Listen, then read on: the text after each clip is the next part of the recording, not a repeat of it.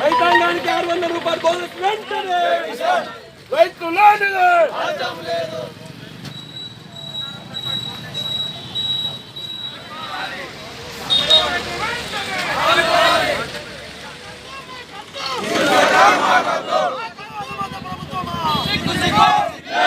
జై జవాన్ జై కిసాన్ జై జవాన్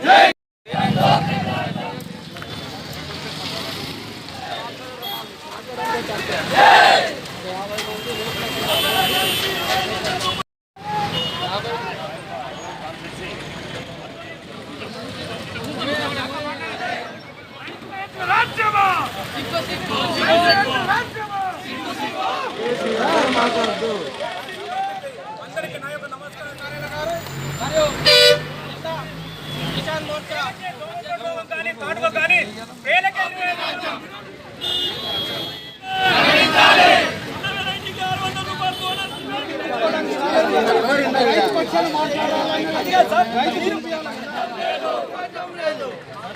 సన్న రకానికి 600 రూపాయలు బోనస్ వెంటనే సన్న రకానికి 600 రూపాయలు బోనస్ వెంటనే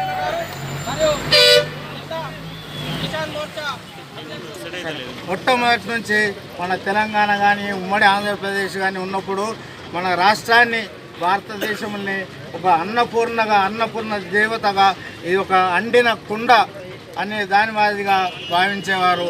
అటువంటి రాష్ట్రంలో మన పరిస్థితి రోడ్ల మీదకి రావాల్సిన పరిస్థితి వచ్చింది. ఎప్పుడైతే రైతు రోడ్డు మీదకి ఎక్కుతాడో ఆ రాష్ట్రానికి దరిద్రం పట్టినట్టే, ఆ ప్రభుత్వానికి కూడా దరిద్రం పట్టినట్టే అని సభాముఖ శ్రీనివాసరెడ్డి గారు, మరి బీజేవైఎం నాయకులు రాజేశ్వర్ రెడ్డి గారు, మరి అదేవిధంగా ఈ నియోజకవర్గం యొక్క బాధ్యతలు నిర్వహిస్తున్నటువంటి నక్క రాజేశ్వర్ గారు, మరి అదేవిధంగా 7 మండలాలు ఈ నియోజకవర్గం ఉన్నాయి. 7 మండలాల అధ్యక్షులు, మరి అదేవిధంగా మరి వాళ్లకు తోడుగా మా సోదరులకు తోడుగా మేము ఉంటామని నిజామాబాద్కు అన్ని రకాల సౌకర్యాలు కల్పించాల్సిన బాధ్యత నీది. సౌకర్యం కల్పించకుండా నిర్బంధంగా నువ్వు చెప్పావు.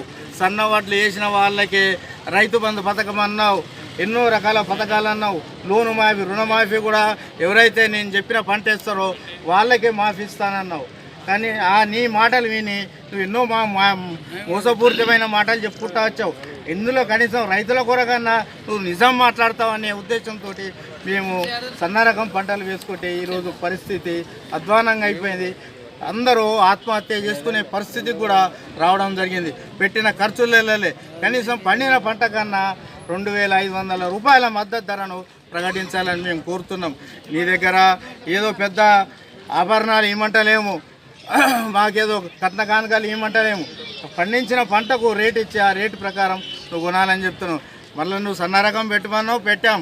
ఏదైతే దొడ్డు రకం ఉన్నదో ఆ దొడ్డు రకం రేటే ఇస్తా అంటే ఎంతవరకు సమంజసం? నువ్వు ఒక రైతు బిడ్డనని చెప్పుకుంటావు, ప్రతిసారి నేను రైతు బిడ్డనంటావు, నాకు ఫామ్ హౌస్ ఉన్నదంటావు. నువ్వేం పంటలు పండిస్తున్నావు మాకు తెలుసు, ఆ పంట ఏడమ్ముతావో తెలుసు, అది ఎంతగా అమ్ముతున్నావు.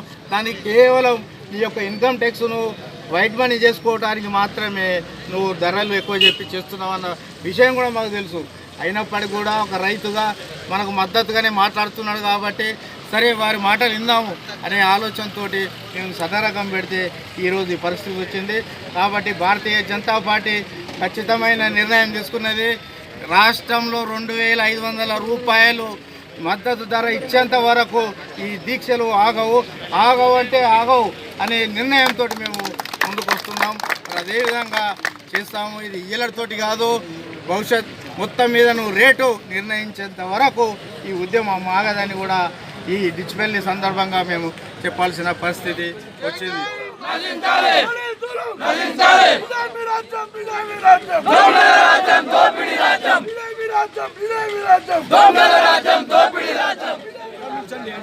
వాస్తవానికి ప్రభుత్వ దృష్టిని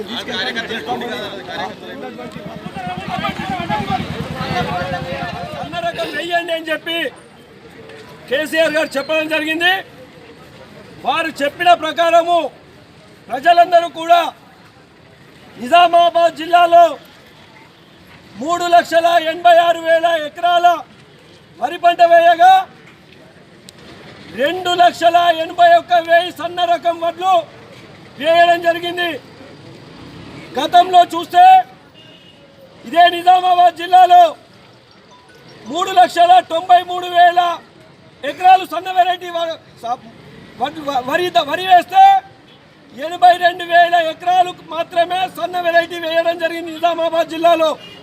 కానీ ఈసారి ఈ యొక్క రాష్ట్ర ముఖ్యమంత్రి పంటల నియంత్రణ పేరు మీద